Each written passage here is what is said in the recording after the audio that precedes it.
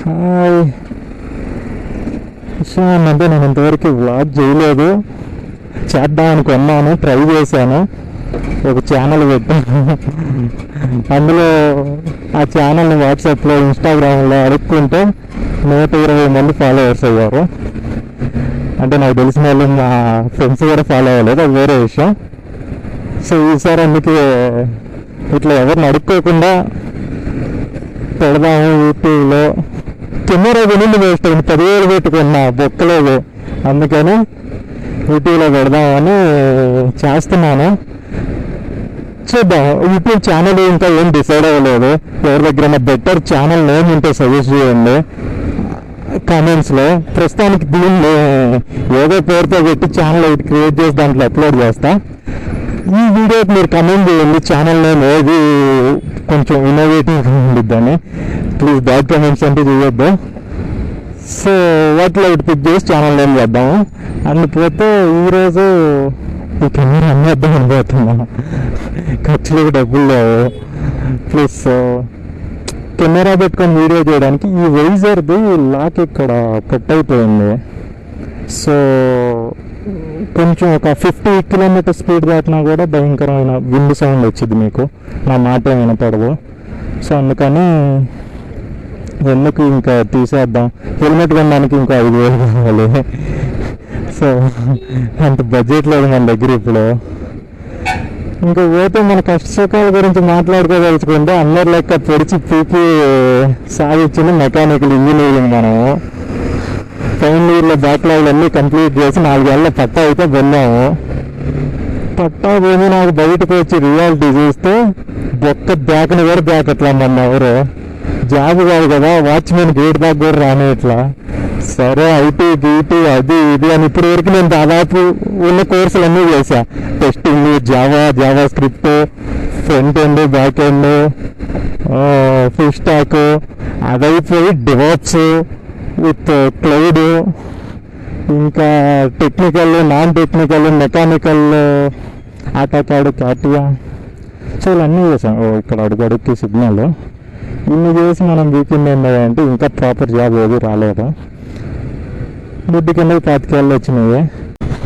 Imagine చేసుకొని చివరిగా video చేస్తున్నాం. ఇప్పుడు అక్కడ పోతే కెమెరా వాళ్ళు కొంటారని కూడా నాకు డౌట్. ఫ్రీగా ఇచ్చినా తీసుకోరాము.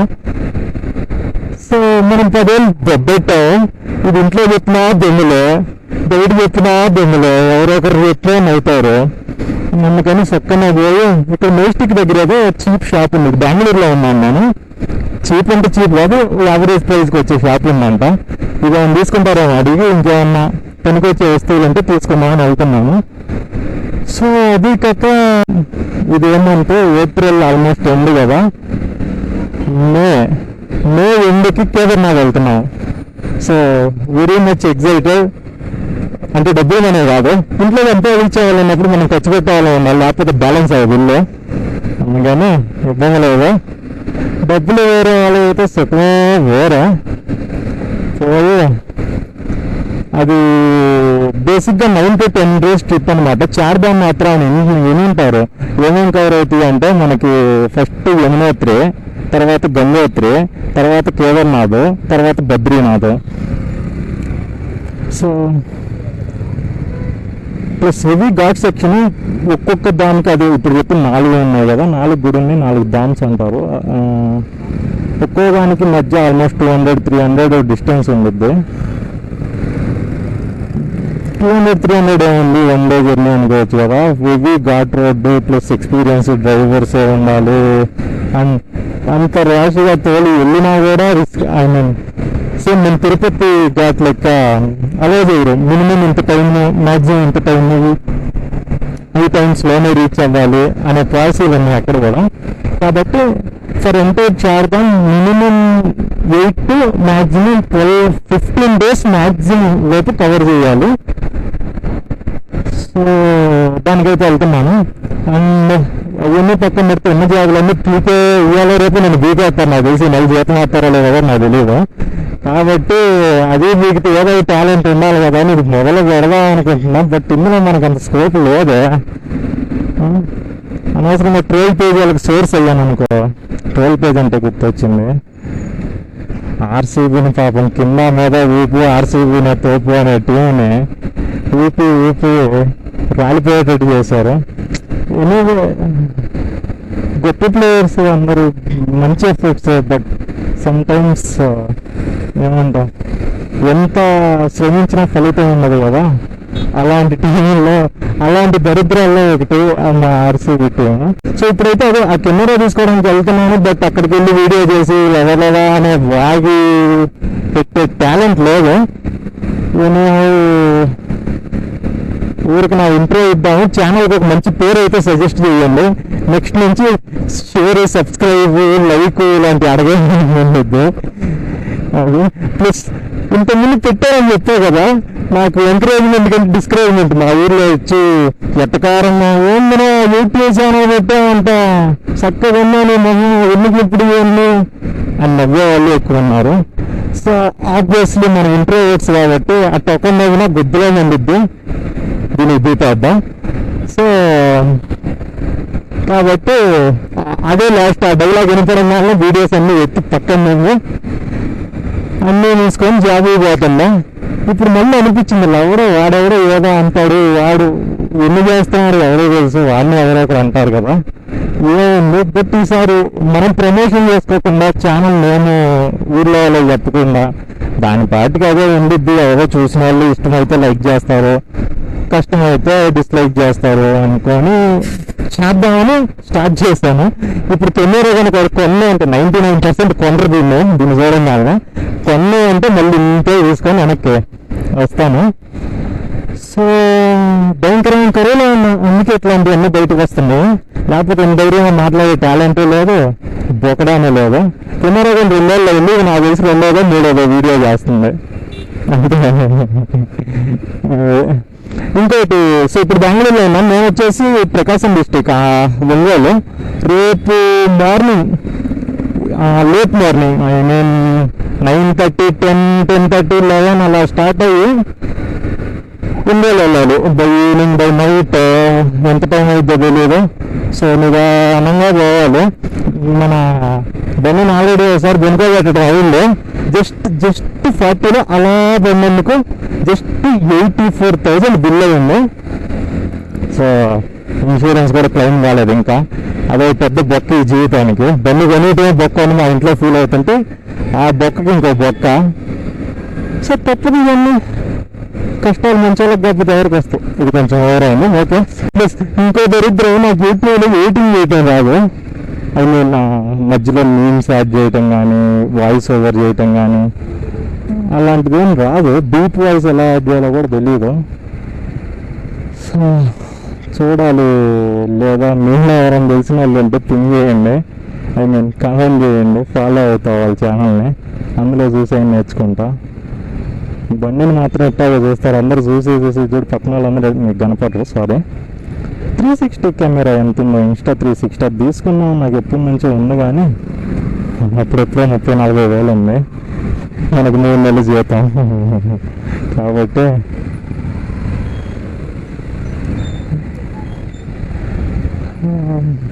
చల్లగా ఉండే బెంగళూరు హిల్ స్టేషన్ లెక్క, ఒక ఊటీ, ఒక కొడైకెనాల్ లెక్క ఉండే బెంగళూరు. మరో హై టెంపరేచర్ సిటీగా మారిపోయింది. గ్లోబల్ వార్మింగ్ నాకు బండ్లు ఉండి రోడ్ల మీద పెడితే ఇప్పుడు పోనీ ఏమన్నా పీకే పని ఉన్నా అంటే ఇట్లా గాలికి తిరగడానికి. గ్లోబల్ వార్మింగ్ ఏమైనా ఒక బండి కన్నా ప్రతి ఒక్కడు ఒక సంవత్సరానికి ఒక చెట్టు అన్నా నాటితే బాగుపడుద్ది. నేను నాటాను, కాకపోతే బండి ఆడే తిప్పుతున్నా, చెట్టు ఆడే నాట. ఆడ తిప్పే వాళ్ళకన్నా పనికి వచ్చింది. బాండన్నా సిగ్నల్లోనే నా జీవితం మొత్తం గడిచిపోయేటట్టుంది. ఎవరో కాల్ చేస్తున్నారు. హలో అన్నా, చెప్పన్నా. మా అక్క అన్నారా, మెసేజ్ చేసేదా?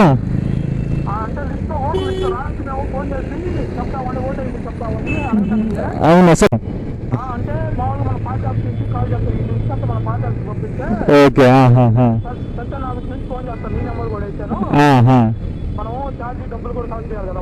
అదే ఆహాహా.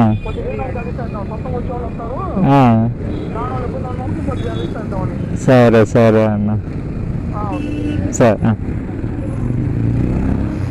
ఎలక్షన్ కా జోష్, టికెట్ వేస్తాము లేని వాళ్ళకి అంటే అది స్పెసిఫిక్ చేసి చెప్పాడు, మీకు ఎట్లా ఉన్నాయి కదా డబ్బులు మీరు ఫ్రీగా వచ్చేయండి, అయినా మీకు కాల్ చేసి చెప్పాలి కదా ఓటు వేయడానికి రాండి అని అందుకు చెప్తున్నాను. సో అదే లేని వాళ్ళకి టికెట్ డబ్బులు వేస్తారంట, లేదా టికెట్ 3 వేలు ఉండిద్ది ఇల్లు వేసేదంతా నాకు తెలియదు. సరే ఏ పార్టీ అన్నీ పక్కన పెడితే ప్రతి ఒక్కరు మీ అమూల్యమైన ఓటుని వినియోగించుకోండి. నిన్న ఇక్కడ కర్ణాటకలో ఎలక్షన్ అయింది 26th ఏప్రిల్, మనది ఆంధ్రప్రదేశ్ 13th మే. సో అట్లీస్ట్ నాకు నచ్చిన వాళ్ళు ఎవరు లేరు, అందరు దొంగలు అనుకున్నా పోయి నోటాకేసి మీ వాల్యుబుల్ ఓటు విలువ చెప్పొచ్చు. సో ఇక్కడున్న నాయకులు ఎవరు కరెక్ట్ లేరు, సో నేను నోటాకి వేస్తున్నాను. నోటా అనేది వేస్ట్ ఆఫ్ ఓటేం కాదు, చాలా మందికి తెలియదు అది వేస్ట్ అనుకుంటారు. నోటాకి వేస్తే అంత అసలు ఓటు వేయకపోతే సరిపోద్ది కదా నోటాకి వేసే బదులు అని.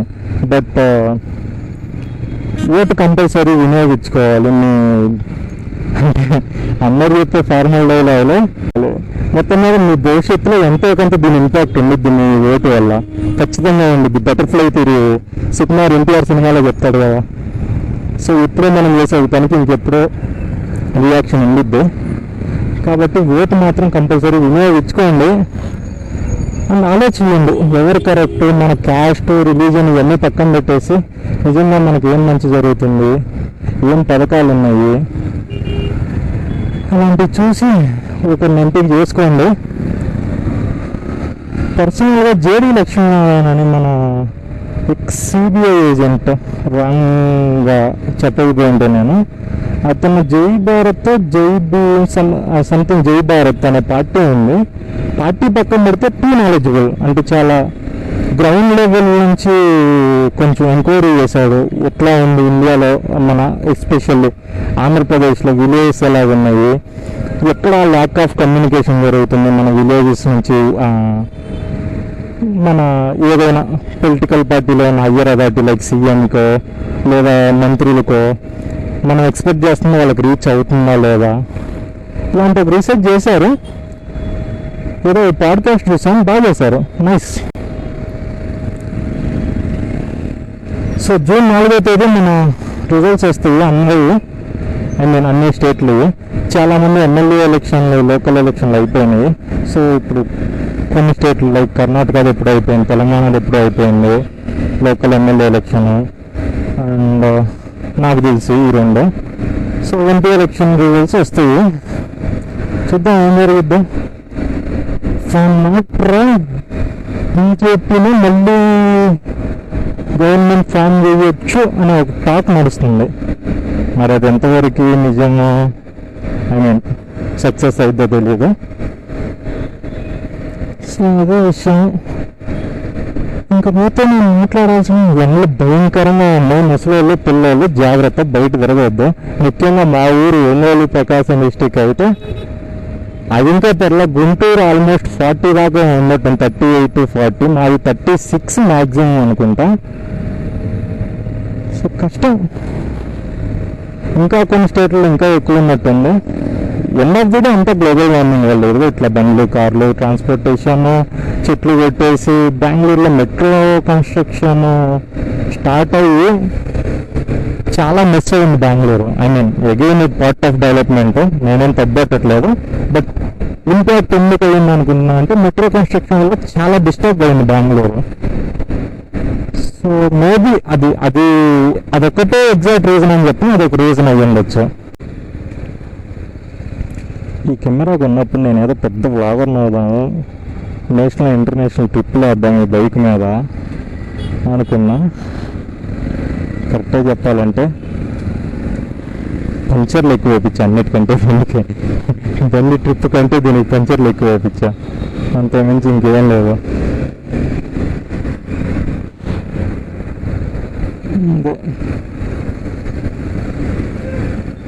అండ్ బండి గురించి చెప్పమంటే ఇది BMW G310 GS adventure tourer. అంటే కొంచెం బైకింగ్ నాలెడ్జ్ ఉన్న వాళ్ళందరికీ తెలిసి ఉండిద్ది వాట్ ఈజ్ వాట్ అని. పెద్ద విడదీసి చెప్పాల్సిన పని ఏం లేదు. G310 GS అని అడిగితే నన్ను కరెక్ట్ కారణాలు అని చెప్పాను, కానీ కొన్ని ఉన్నాయి. First comfort wise suspension, better suspension అని ఇప్పటికీ best in reviews, I mean ఈ సెగ్మెంట్లో సస్పెన్షన్ వైజ్.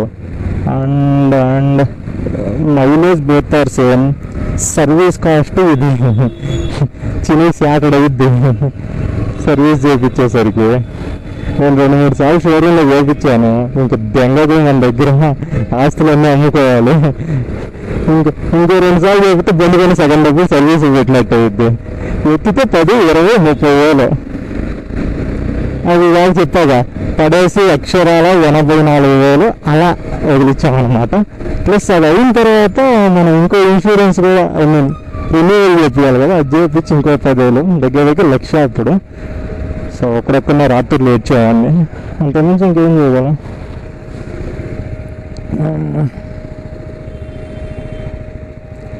సో ఇంకా కొంచెం బెటర్ ఐడియాస్ కూడా ఇవ్వండి నాకు కమెంట్స్లో. ఐ మీన్ ఎలాంటి టైప్ ఆఫ్ వ్లాగ్స్ చేయాలి, నా వే ఆఫ్ టాకింగ్ ఎలా చేంజ్ చేయాలి, ఎలా అట్రాక్టివ్గా మాట్లాడాలి. ఎండలో ఎందుకు వచ్చానా అనిపిస్తుంది. ఆ తప్పే నేను బండి మీద నుంచి పడ్డా అని చెప్పా కదా, ఎలా పడ్డాను తెలుసా, నవ్వకుండా గాయస్ సీరియస్గా అంటారు ఇది. నేను ఊరికి వెళ్ళాను అన్నప్పుడు అదే బస్ స్టాప్లోనే ఎక్కడో కొంచెం ఏదో తట్టుకొని పట్టడం వల్ల చేతికి కట్టేశారు. ఆ కట్టి చూద్దామని బెంగతోటి ఊరికి వెళ్ళి 2 రోజులు వెళ్ళి రిటర్న్ అయ్యి ఇంకేం 1 కిలోమీటర్ ఉంది పీజీ. అంటే ఇక్కడ నుంచి మాది 550 కిలోమీటర్స్ అప్రాక్సిమేట్గా వచ్చింది. సో అప్ అండ్ డౌన్ 3 డేస్లో నేను 1100 కిలోమీటర్స్లో 1099 కిలోమీటర్స్ సేఫ్ పోవాలి. ఎగ్జాక్ట్ 1 కిలోమీటర్ ఉంది నా పీజీకి. అక్కడికి వచ్చి పడ్డా. అది కూడా ఇంకేముంది, వచ్చాం కదా మన్నాడు ఆడేది అనే కాన్ఫిడెంట్తో గ్లౌజులు వేసి ఇక్కడ ఇవేంటి మన మిర్రర్ రాడ్ వాటికి తగిలిచ్చి హెల్మెట్ క్లిప్ తీసి స్టైల్గా పోతున్నా. కార్నర్ తడండి అదే పడతాను అనుకోవాలి. అసలు అంటే ఎంత ఎక్కువ బెండ్ చేయాల సమ్టైమ్స్ అదో నషీబీ కుచ్ గాండే అల్లా క్యా కరేగా ఫండు అని.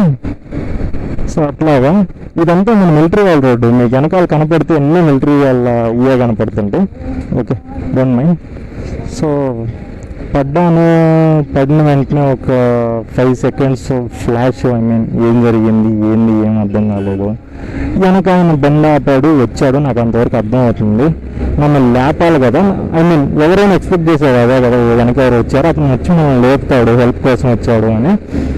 ఆయన నా ముందుకు వచ్చి నిలబడి, ఈరోజు అమావాస్య నీకు తెలియదా, అమావాస్య రోజు పడతారు, జాగ్రత్త పోవాలి, నేను ఇప్పుడే అనుకుంటున్నా, ఇంకా ఎవరు పడలేదు అయిందని నీకు పడ్డావు అన్నాడు. సో నేను పడిన దానికంటే ఆయన మాట అన్నందుకు 2 ladies ఆర్ ఫైటింగ్. ఇద్దరు కారు చెరవ కారు అనుకుంటా, టచ్ అయిందో లేదో ఎవరికి నిలబెట్టి మాట్లాడుకుంటున్నారు. విత్ ఆర్గ్యూయింగ్ ఎక్స్ప్రెషన్స్ కనపడినాయి. సో అది వెనకాయన వచ్చి ఈ మాట అన్నాడు, అమావాస్య ఎవరు పడలేదు అనుకుంటున్నాను, నువ్వు పడ్డావు అయిందా అని. సర్లే, అసలే గుద్దులో మంది ఏడుతుంటే పైన వచ్చి కారం వెళ్ళినట్టు అయింది, ఏం చేయలేము అనుకొని అంటే లేపు రూమ్కి వచ్చి నా ఓడికి చెప్పి, నాకేం పెద్ద వెళ్ళలేదు, చేతికి ఒక గీత కాలుకి ఒక గీత అయింది. నేను నా రైడింగ్ షూ లేదు, నార్మల్ షూ వేసుకున్నాను క్యాజువల్. సో కాలుకి ఒక గీత, చేతికి గ్లౌజులు వేసుకోలేదు కాబట్టి చేతికి ఒక గీత పడింది. రూమ్కి వచ్చాను, మా ఓడికి చెప్పాను, ఇప్పుడు వెనుకోబెట్టి, ఐ మీన్ మా గ్యాంగ్లో నేను ఎక్కువ కొంచెం కార్నర్స్లో బెండ్ చేసి తేలుతుంటాను. సో అదే కోటింగ్ అయింది, అదే సెషన్, అందరూ ఒక ఆట ఆడుకున్నారు, అయిపోయింది. నెక్స్ట్ ఎక్స్పెక్టేషన్ షోరూమ్ తీసుకొని పోతే మహా అయితే హ్యాండిల్ బార్ బెండ్ అయింది. ఈ side right side break liver maximum 20-25-30,000 అయింది. 1.5-2 నెలల జీతం చేతైపోయిందిలే అనుకుంటే. షోరూమ్ తీసుకొని పోతే, సార్ కొద్ది please wait 5 minutes, I will just go and get the quotation what and all we need to change అంతా పోయాడు ఆయన. సరే 10 నిమిషాలు కొంచెం కంగారుతో ఇప్పుడు ప్రెగ్నెంట్ అయిన వైఫ్ని హాస్పిటల్లో తీసుకొని వెళ్ళి అబ్బాయి పుట్టాడు అమ్మాయి పుట్టాడు అనే కన్ఫ్యూజన్ ఉంది కదా. సో అలాంటి కన్ఫ్యూజన్తో ఉన్నప్పుడు ఆయన బయటకు వచ్చి sir congratulations just 1 lakh rupees only అని చెప్పాడు. లిటరల్గా కళ్ళం మీకు నీళ్ళు తిరిగినాయి. 1,00,000 రూపాయలు ఎక్కడి నుంచి తేవాలి, ఎవరిని అడిగి తేవాలి, ఆఫ్ ద మార్కెట్ చేపిద్దామంటే అతను ఏమేమి కొటేషన్ ఇచ్చాడు తెలుసా, రైట్ సైడ్ ఫోక్ బెండ్ అయిందంట. సో ఆ ఫోక్ మాత్రమే 30,000. డిస్ప్లే ఇది TFT black and white display కదా. సో దీనికి బ్యాక్ సైడ్ సెన్సార్లు ప్లస్ కొన్ని బోల్డ్లు కట్టాయి, అవి మాత్రమే 12,000 to 15,000. Entire handle bar, right side tank panel, back luggage క్యారియర్కి paint, foot rest, silencer plate and సరే చిన్న పెద్ద అన్నీ కలిపి 1,00,000 రూపాయలు కొటేషన్ ఇచ్చాడు. లిటరల్లీ నేను సరే మడ్డ ఊడిసిపోయింది జీవితం అనుకొని మా నాన్న ఫోన్ చేసి చెప్పాను. మా నాన్నకు మాట లేదు, లైక్ సైలెన్స్. గుండె రాయి చేసుకో ఒక విషయం చదువుతా అంటే పక్క వచ్చి చెప్పన్నాడు. బండి పడింది కదా 1,00,000 రూపాయలు కొటేషన్ ఇచ్చాడన్నాను. బయట ఎక్కడ చేపిస్తామని అడిగాడు. బయట ఎక్కడ కనుక్కున్నా కూడా ఈ ఫోక్ ఇవన్నీ దొరకవు ఆఫ్ ద మార్కెట్లో. దొరికిన ప్లస్ సేమ్ రేట్ ఉంది అండ్ చాలా టైం ప్రాసెస్ ఉంది. ఇక్కడైతే ఇన్సూరెన్స్ క్లెయిమ్ అవుతుంది కదా, ఎంతో కొంత హెల్ప్ అవుద్ది అనుకున్నా. బట్ ఏది నేను అనుకున్నట్టు అవ్వలేదు. అప్పుడు చేసినప్పుడు నేను ఇంకా కడతానే ఉన్నా. సో అప్పుడు అనిపించింది ఒక సిల్లీ మిస్టేక్, జీవితం ఏరేంజ్ మడ్డు కూడా తీయచ్చు అని. సో అది విషయం. సో ఈ వీడియోకి ఇంత చాలు. నేను అడిదాకా పోయి ఆ కెమెరాలు ఏమైనా చూసి పనికి వచ్చేది ఉంటే తీసుకొని వచ్చాను. నా అకౌంట్లో 99.7 పైసలు ఉన్నాయి. సో నేను పెట్రోల్ వేయడానికి కూడా కుదరదు. పెట్రోల్ 50 కిలోమీటర్ రేంజ్ ఉంది కాబట్టి ఆల్మోస్ట్ వెళ్ళి వచ్చింది. రేపటికి ఊరికి వెళ్ళడానికి 2 ఫుల్ ట్యాంకులు కావాలి. నాకు ఫుల్ ట్యాంక్ 12 లీటర్స్. ఇక్కడ రేట్ ప్రకారం 1200 అనుకుంటే ఒక 24 లీటర్స్ పనిలో 2 ఫుల్ ట్యాంకులు మళ్ళీ 1.5 ట్యాంకు లేదా ఓవరాల్గా 20 యావరేజ్. సో అంత చేపిస్తే వెళ్ళిద్ది. అప్పటి వరకు సియో సెకండ్ వీడియో రేపు మా ఊరికి వెళ్ళేటప్పుడు ఏమన్నా మాట్లాడదాం. ఇది ఈరోజు అప్లోడ్ చేయడానికి ట్రై చేస్తారు ఊరికి వెళ్ళి. So until see you guys, take care and కామెంట్స్లో ఛానల్కి ఒక నేమ్ అయితే సజెస్ట్ చేయండి. బాయ్.